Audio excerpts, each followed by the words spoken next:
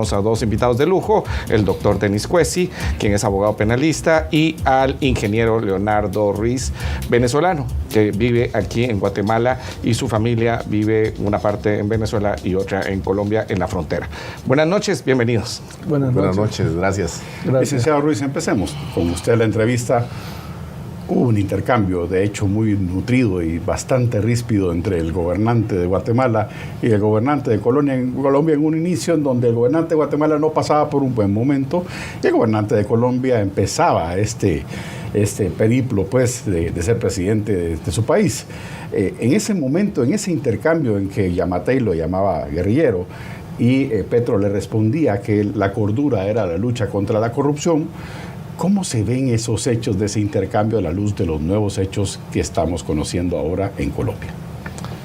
Bueno, esa pregunta es bien interesante porque hemos visto en esta corta historia de estos gobiernos que han comenzado a surgir en toda Latinoamérica, estas complicaciones que surgen como que fueran la esperanza, que incluso aquí en Guatemala pues está a punto de suceder también aparentemente con este, y todo el mundo pues cree que se va a lograr algo totalmente nuevo, esperanzador, y ahora resulta que tenemos otra realidad, como ya hemos visto en la inmensa cantidad de casos que está sucediendo en apenas un año de gobierno de Petro, donde es un escándalo casi que mensual o casi que periódico, y uno dice, bueno, ¿qué es lo que pasa acá? ¿Por qué tanta situación? No se equivocó Yamatei cuando hizo todas estas primeras acusaciones, y que le hemos estado viendo lo que está sucediendo pues en cada una de estas situaciones con este último gran escándalo que tiene cansada a la sociedad colombiana.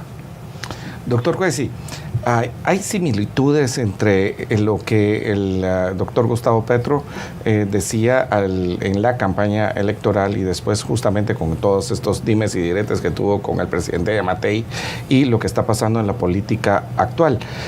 ¿Podemos tener semejanzas o son solo fantasías de que hay semejanzas?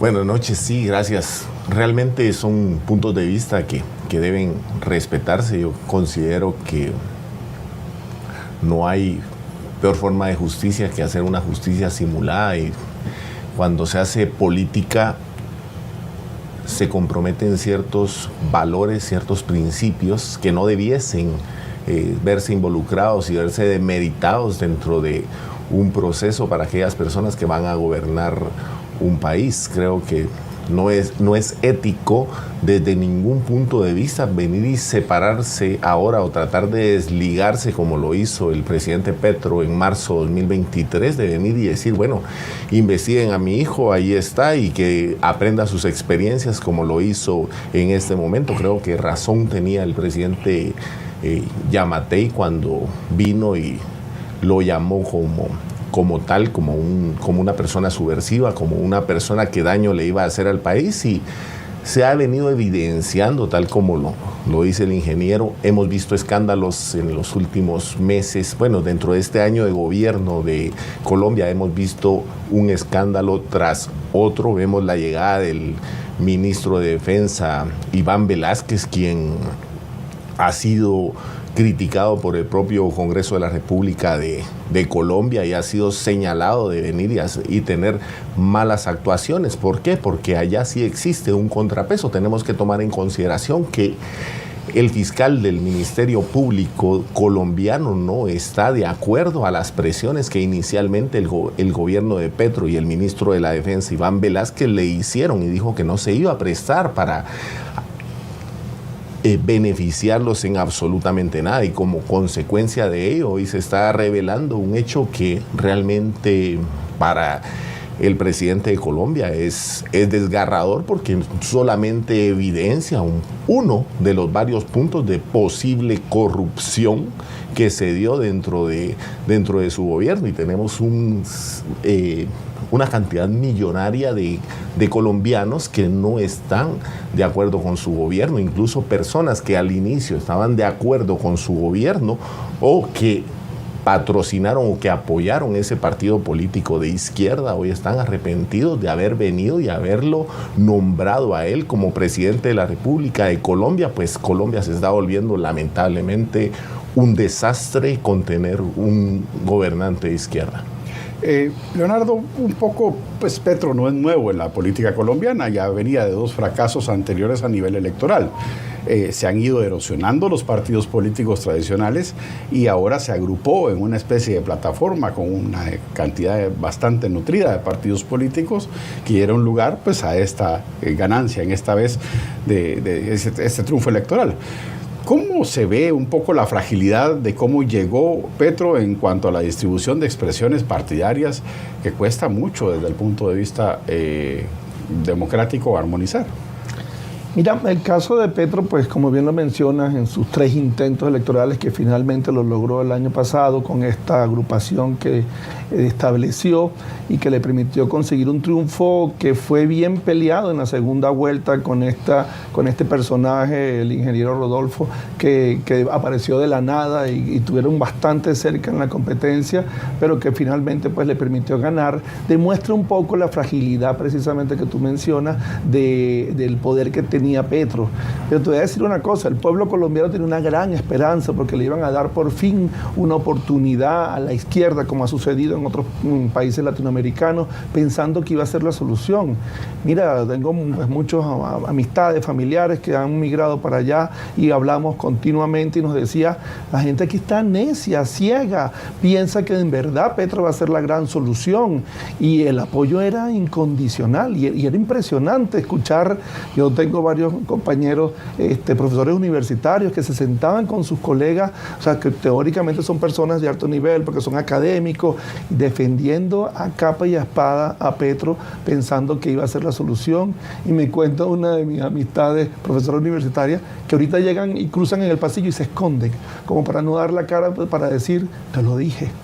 Y esta situación que pensábamos todos que, oye, este señor, me acuerdo las declaraciones mismo que dio Uribe. Uribe lo colocó como una de las personas más complicadas y peligrosas porque era una persona muy inteligente, con una gran trayectoria política que todo el mundo la conocía, fue alcalde de la principal ciudad de Bogotá, y tú decías, oye, este señor va a hacer algo total, tiene con qué hacer algo diferente, teóricamente. Y fíjate tú que este año, como bien lo mencionaba aquí el compañero, va uno tras otro, escándalo tras escándalo. Fíjate tú lo que pasó con Armando Benedetti, con lo que pasó con Laura, la jefa de gabinete, ahorita con el encargado de la paz.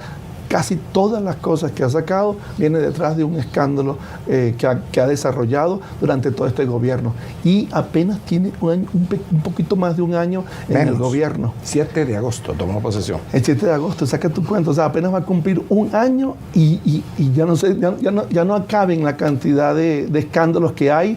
Y la otra gente me dice, estamos cansados, Leo, la inflación se disparó. Leo, no podemos salir a la calle, ahorita todo el mundo anda asaltando, robando, como en la vieja época que era una etapa que ya habíamos teóricamente superado, y esto está terrible. Siguen otra vez el ELN, sigue otra vez la FARC, sigue otra vez amenazando continuamente. Los acuerdos que está tratando de hacer con la dictadura venezolana, cada uno es más desastroso que el otro. Y tú dices, ¿qué más necesita este hombre para mantener? Y todavía le quedan 3 años de gobierno. Una de las cosas que decía ahorita el ingeniero Leonardo Ruiz Denis es cómo había ese apoyo incondicional.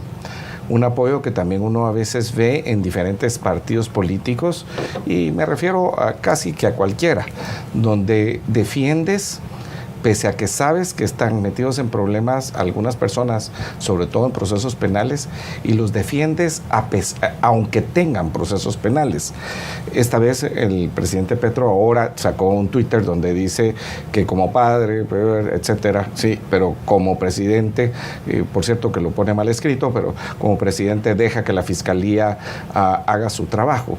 Por lo menos esa separación, ¿sí? No sucede en todas las latitudes. También el presidente Biden lo acaba de hacer con su hijo, pese a que lo estuvo cuidando varios meses. Apoyo incondicional, Denis. A mí me preocupa eso, que las personas están por encima de la ley y no la ley por encima de todo lo que hacemos los ciudadanos.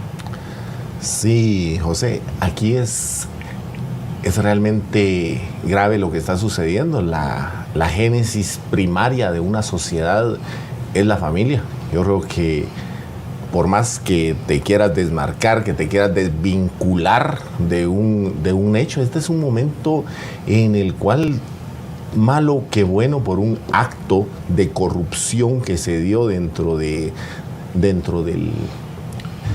país de Colombia respecto del hijo del presidente. Creo que no es un momento para poder venir y poder darle la espalda a tu hijo. Imaginémonos esto, si una persona, presidente de la República, es capaz de darle la espalda a su hijo, ¿cómo no le va a dar la espalda a su propio país, a aquel país que gobierna y a cualquier persona? Eso, lejos de hablar bien de una persona, habla muy mal. Veamos el caso de Jimmy Morales. ¿Acaso Jimmy Morales en un momento se rindió o le dio la espalda a su hijo o a su hermano, pese a que desde el principio de gobierno tuvo problemas porque metieron preso al hijo y al hermano, cierto, por un tema que no debieron haber estado detenidos, que más era una presión política para aquel momento, donde casualmente el mismo ministro de Gobernación que hoy está en Colombia era el que perseguía aquí los hechos delictivos y quería y pretendía y navegaba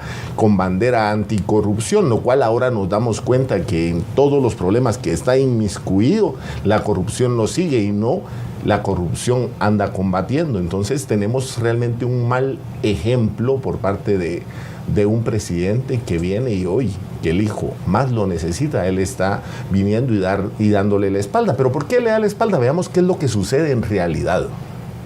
Aunque él lo quisiera apoyar, sabe perfectamente que el actual jefe del Ministerio Público de Colombia no va a acceder a ningún tipo de presión por parte del presidente. Entonces lo que está haciendo es políticamente alejándose o desvinculándose, porque sabe que aunque lo quisiera apoyar, el tema es total y completamente evidente. ¿Y qué haría yo en mi posición como abogado del hijo del presidente de Colombia en este momento para los más de 3,000 mensajes que tiene, donde revela específicamente corrupción y existen elementos suficientes para creer en la posibilidad de la comisión de un hecho delictivo? Pues existe incluso no solamente el dinero, no solamente ese dinero que existe en la cuenta bancaria, sino también, por ejemplo, la existencia de una camioneta que dijo que era rentada y que realmente existe y viene y declara ella, ¿no? Esa camioneta nunca fue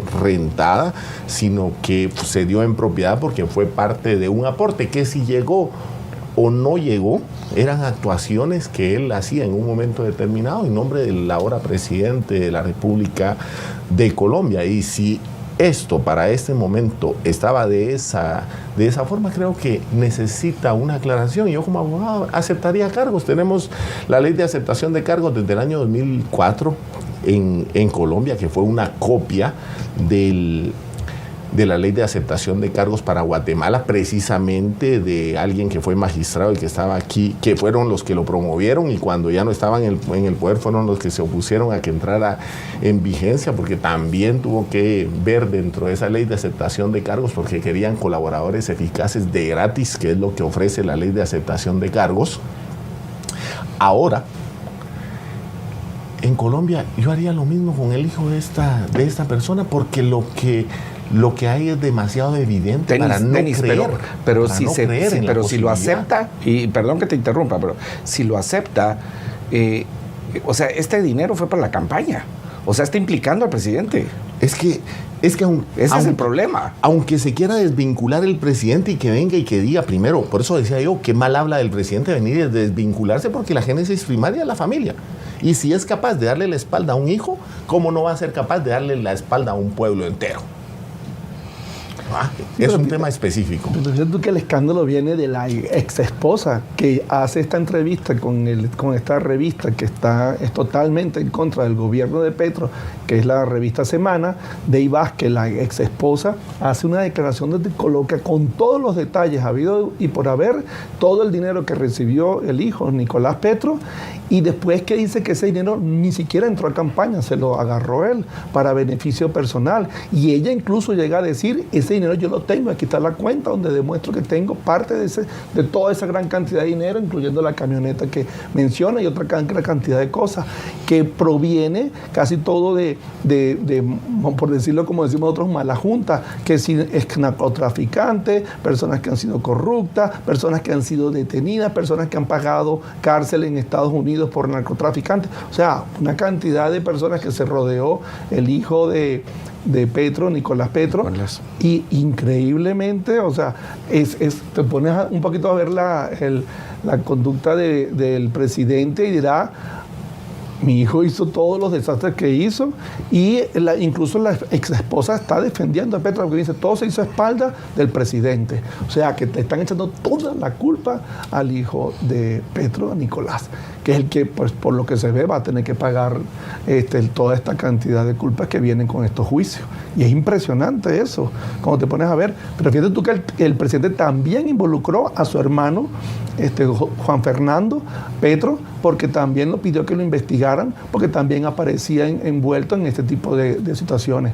Acuérdate que también está Armando Benedetti, que era el actual embajador en Venezuela de Colombia, que también se le soltó la lengua con unos tragos y dijo que él iba a confesar de dónde salía una gran cantidad de millones, incluyendo que la dictadura venezolana había financiado parte de la campaña. O sea, imagínate tú los escándalos, pero por todos lados.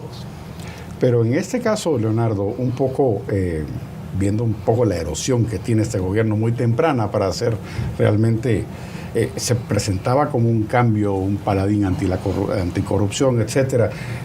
Los baños de pureza, ¿cómo se ven a la luz de este tipo de señalamientos? No, como te dije, mira, casualmente cuando publiqué que iba a venir a entrevista, los colombianos llamándome, Leonardo di esto, Leonardo di aquello, estamos cansados, estamos obstinados, es que la corrupción aquí va por todas partes. O sea, lo que hizo este gobierno apenas entró en menos de un año es popularizar o expandir la corrupción a todos los niveles, en las gobernaciones, en la alcaldía. Sí, exacto, democratizó la corrupción a unos niveles que la gente misma está impactada.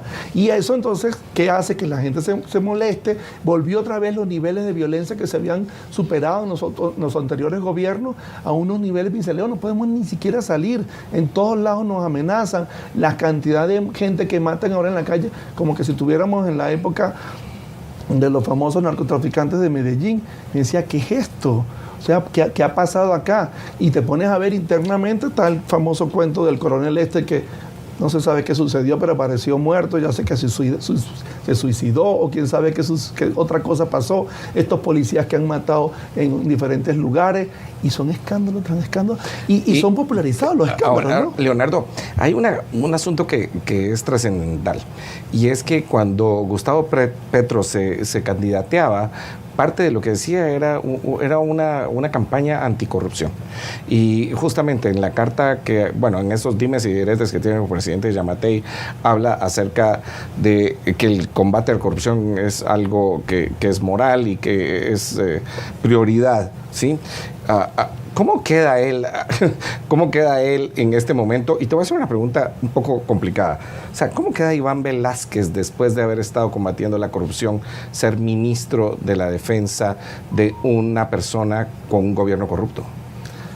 Mira, prácticamente casi todo el gabinete, si la jefe de gabinete apareció involucrada en este gran escándalo, una joven, Laura, de 27 años, que tú dices, oye, ¿cómo logra ponerle en una posición tan importante? Y entonces tú dices, bueno, porque detrás había un fuerte financiamiento. Entonces, todo el gabinete, incluyendo todas estas personas que defendió, ¿cuánto atacaron los colombianos a Iván Velázquez sabiendo que venía de toda esta situación en Guatemala? Esta conexión Guatemala-Colombia, a mí me llamó mucho la atención esta gran conexión que se creó entre Guatemala y Colombia, porque ahora todo el mundo sabía que estaba pasando en Colombia, aquí en Guatemala, por la vinculación con Iván Velázquez, y los defensores de la CICIG querían defender a Iván Velázquez, obviamente los que sufrieron todas estas consecuencias no lo defendían. ¿Y ahora qué sucedió? Bueno, que se están dando cuenta que había una gran realidad entre las cantidad de acusaciones que le hacían aquí la gente a Iván Velázquez cuando estaba al frente de la CICIG con su grupo, etc. Entonces, todo el grupo ¿Cuántos han renunciado? Ya 3, 4 ministros han renunciado al gobierno de Petro precisamente porque no se quieren ver involucrados en este gran escándalo. Y como decimos, esto va a seguir. ¿Qué se va a hacer con toda esta gente? La declaración de la esposa dice que incluso el hijo de Nicolás Petro, el hijo de Gustavo, estaba negociando, amenazando y buscando por cada uno de los ministros, y nombra a cada uno de los ministros que él va buscando, que le entreguen cargos, que le entreguen lo que ya sabemos que son las típicas formas de corrupción que se hacen, y en este caso pues de nepotismo con el hijo de Petro.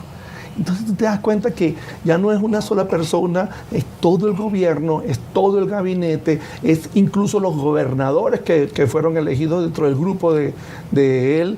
O sea, una corrupción generalizada en los 3 niveles de gobierno. Allá existen los estados, existen los municipios, existe el gobierno central. Todo está enlodado.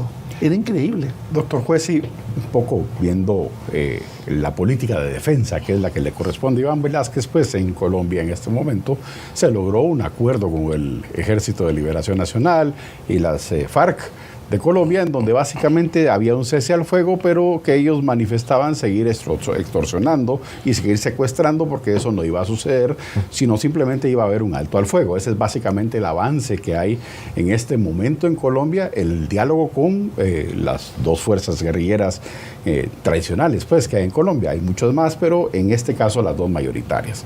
¿Cómo se ve esto a la luz de la gestión de la política de defensa de alguien que vino en Guatemala un poco a establecer, digamos, un parámetro del Estado en donde podía recuperarse hasta cierto punto de las mafias? Sí, claro. En primer lugar, yo quiero resaltar y dejar bien en claro un punto específico, y es desde mi punto de vista, y creo que hay muchos guatemaltecos que tienen este punto de vista. Desde ninguna perspectiva se combatió la corrupción en el tiempo de la Comisión Internacional contra la Impunidad en Guatemala por parte de Iván Velázquez. Lo que se dio fue una manera distinta de hacer corrupción. ¿Por qué razón? Les voy a poner un claro ejemplo, y el claro ejemplo es el siguiente. Ninguna persona que negocia con un delincuente puede decir que no es delincuente. Y en el tiempo de Iván Velázquez, lo que se promovió en Guatemala fue negociaciones con delincuentes, ofrecerle a los delincuentes beneficios para que ellos vinieran y delataran a sus copartícipes. Eso no lo hace un gobierno, eso no lo hace una persona que lo que quiere es prevenir la corrupción, porque negociar con delincuentes también es corrupción. Entonces yo no lo miro desde ese punto como un combate a la corrupción. Segundo, el enfoque de este personaje es eminentemente a las fuerzas que han promovido la oposición a la democracia en Colombia y deviene de forma directa de la guerrilla. Y tenemos a Petro, que deviene directamente del grupo M-19, un grupo armado subversivo, y que luego logra tomar el poder con capitales que obviamente vienen de lo que tú decías, que es de extorsiones y de un tipo de una manera de agenciarse fondos que no es la más adecuada dentro de un proceso. Tenemos ahora a un hijo que está involucrado, como podrían estar otra serie de personajes dentro del propio gobierno, tal como lo mencionaba el ingeniero, que también se han visto corroídos por la corrupción. Lo que sucede es de que disfrazan la corrupción diciendo que van a luchar contra la corrupción, y los actos más corruptos los han cometido ellos. Tenemos aquí un claro ejemplo. Cuando estaba CICIG en Guatemala, hubo un caso en zona 14 que nunca fue sonado, y por poco matan a una persona ahí en un campo de fútbol. ¿Quiénes fueron? Personajes del grupo de la comisión que supuestamente prevenía la corrupción, quienes casi le quitan la vida a esa persona, que debieron de cierta manera ser responsables de dichos actos. Y otro tema que es bien importante: no es una casualidad el hecho de que los personajes que hacían corrupción en Guatemala eran todos aquellos personajes políticos que podían ser una competencia para su partido político. Claro que nosotros no nos damos cuenta muchas veces de los problemas y somos partícipes en ese problema porque no lo analizamos desde una perspectiva macro, desde un punto de vista amplio, y pensamos y creemos y necesitamos un cambio, y pensamos que el cambio es el ejemplo de Colombia hace un año, Petro, y hoy se dieron cuenta que en realidad tienen un cambio y que Colombia venía de estar mal y ahora está muchísimo peor, y es sumamente evidente. Tenemos un asesinato de un coronel disfrazado de un suicidio, el cual, cuando el asesinato es como tal, es una cuestión clara. Si el suicidio hubiese sido en la calle y como tal, tendríamos 3, 4, 5 testigos si hubiera habido las ruedas. Y Colombia es la misma situación que Guatemala. Aquí cualquiera viene y van 5 o 6 y declaran cómo en realidad fueron los hechos. Allá todo fue hermético en relación a, y deja muchos caminos a muchas dudas dentro de ese proceso. Y ahora con venir y sacar a un personaje íntimo, pues se saben, en la toma de posesión del gobierno de Colombia estaba la denunciante, que hoy está presa, bueno, desde ayer está detenida, está el hijo, está Nicolás Petro detenido también, que está también en esa fotografía, que malo que bueno, tenía vínculo íntimo con el gobierno actual y podía venir e inferir en las decisiones que dentro del propio gobierno se puedan tornar. Entonces eso es una evidente y clara corrupción, no solamente del hijo, sino que a nivel global del gobierno de Colombia, quien disfrazó su campaña electoral para quedar como una lucha a la corrupción. Y como decía el ingeniero, ahora en Colombia hay muchísima más corrupción de aquellos personajes que llegaron dizque a combatir la corrupción. Y claro, el ejemplo del coronel fallecido, tenemos ahora uno que supuestamente fue, como tú decías, vino aquí a mermar o a disminuir un poco la corrupción. No es cierto, hacer corrupción de una forma diferente. Hoy es personaje altamente criticado en la hermana República de Colombia. Leonardo, pasan cosas en los países que pareciera ser que uno no puede estar peor. Y cuando hablamos de eso nos vivimos quejando de la violencia, de la economía, de muchas cosas en Guatemala. Pero cuando uno ve que pasan esta clase de cosas, nos quejamos de la corrupción, lo cual también es importante. No quiere decir que no. Hay dos cosas. Podemos mejorar, pero también podemos empeorar. Hablemos acerca de la inflación, la seguridad, el ELN y la propiedad de lo que está pasando en Colombia, la propiedad privada. Sí, mira, eso es una de las cosas que, a pesar de que decíamos que vienen malos gobiernos, que se ha estado deteriorando, la gente, incluso yo me acuerdo mucho las declaraciones de la gente de por qué iba a votar por Petro, porque decía, estamos igual que Venezuela, y ellos no tenían la menor idea de lo que en realidad era Venezuela, pero llegaban, lo que tú dices, con esos extremos de las quejas de la gente, y que por eso siempre la esperanza es algo, como es el caso de Petro, y que fíjate tú, ha sucedido en otros países. Ahora sí están viendo la realidad de lo que puede ser bien mal, lo que es peor. Una cosa que se había superado allá, que era la violencia, ahorita está en la calle como en los peores tiempos de la inflación, que ahorita, después, imagínate tú, cuando Petro entró al gobierno estaba en 3.000 el dólar, ahorita está por encima de los 4.000, que volvió otra vez a bajar un poquito, pero y que hay que dar una esperanza, pero te imaginas el nivel de inflación que se dispararon todas las cosas allá. Y encima de eso tú ves el día a día de la gente que pensaba que estaba mal y que en menos de un año, lo que estamos ahorita hablando, se ha vuelto peor en todos los aspectos. En los aspectos que para ellos pensaban que no se podía empeorar, porque decían, bueno, unas pequeñas medidas económicas deberían de mejorar esto. Y todo lo que ha hecho es retroceder y retroceder y retroceder. Y una frase que me dijeron hoy unos amigos colombianos, todo se lo está llevando los políticos corruptos. O sea, volvemos otra vez a lo mismo que siempre hemos estado hablando de la gente que está desesperada, cansada, de que siempre volvemos a caer en lo mismo. Todos los males se los están llevando estos políticos corruptos que no están haciendo nada. Y la pregunta que decía, ¿qué está haciendo entonces el gobierno de Petro en este año? ¿Qué está haciendo? Nada, o sea, escándalo bajo escándalo, corrupción bajo corrupción.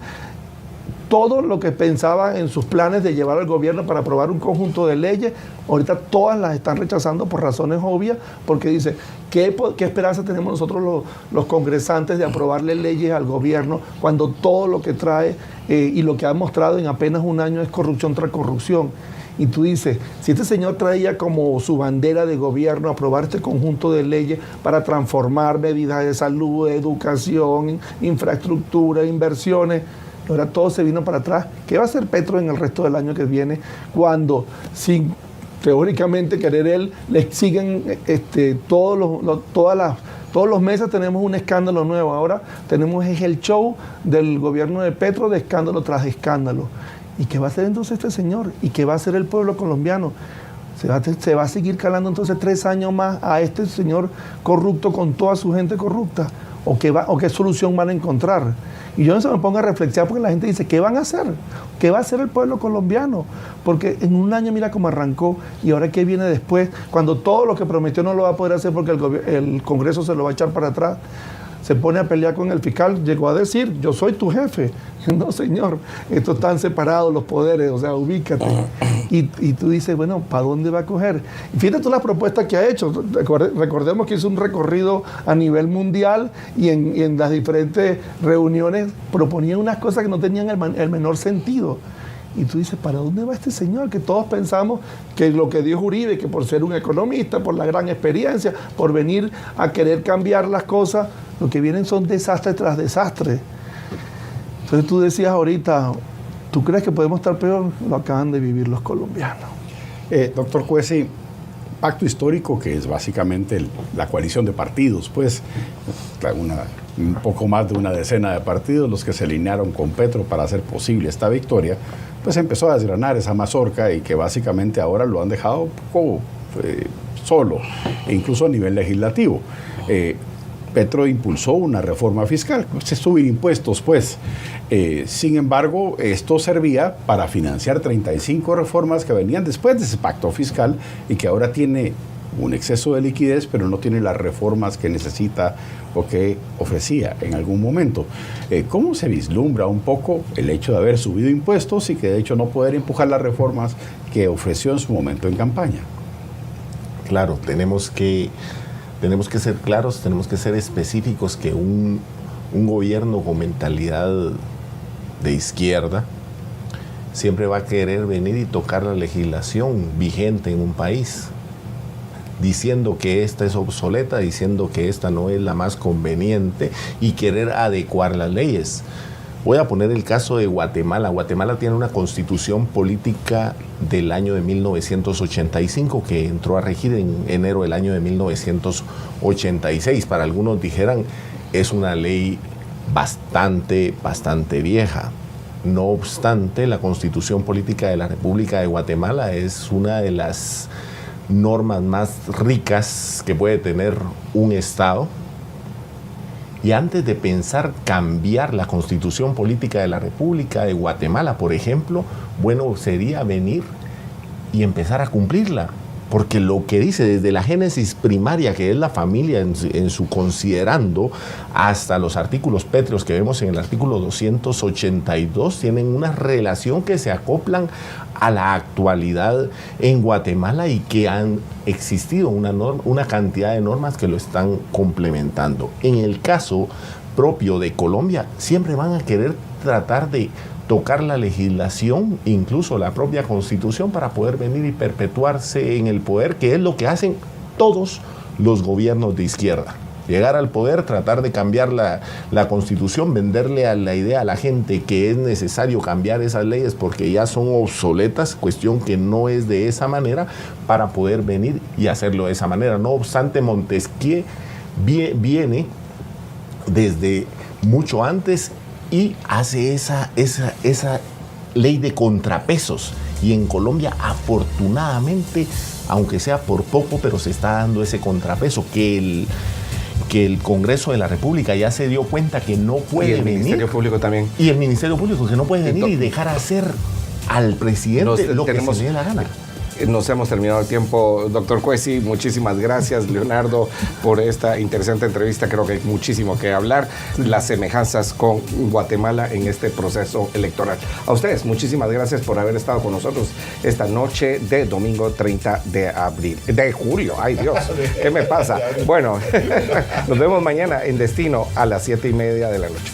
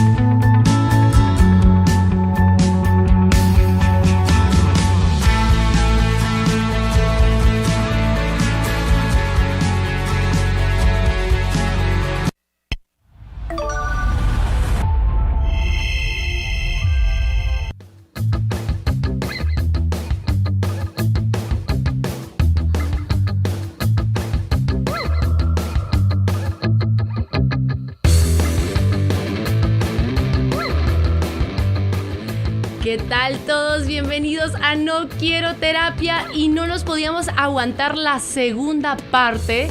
Pues para quienes vieron el tema anterior, estábamos platicando acerca de las rupturas amorosas y todos nos solicitaron y nos quedamos como a medio programa ahí con la segunda parte, ¿verdad? Que como prometido, ¿verdad? Es deuda. Acá les vamos a continuar con el tema y siguiendo con los tips y siguiendo con las recomendaciones. Y teníamos que tener de invitada nuevamente a Jamie. Ay, gracias. Yo encantadísima. La verdad que este programa sí me encantó muchísimo. Aparte que me desahogo y recibo terapia con Paulina. La verdad que le mandamos otra vez nuevamente un saludito a Gabriel. No lo hemos visto.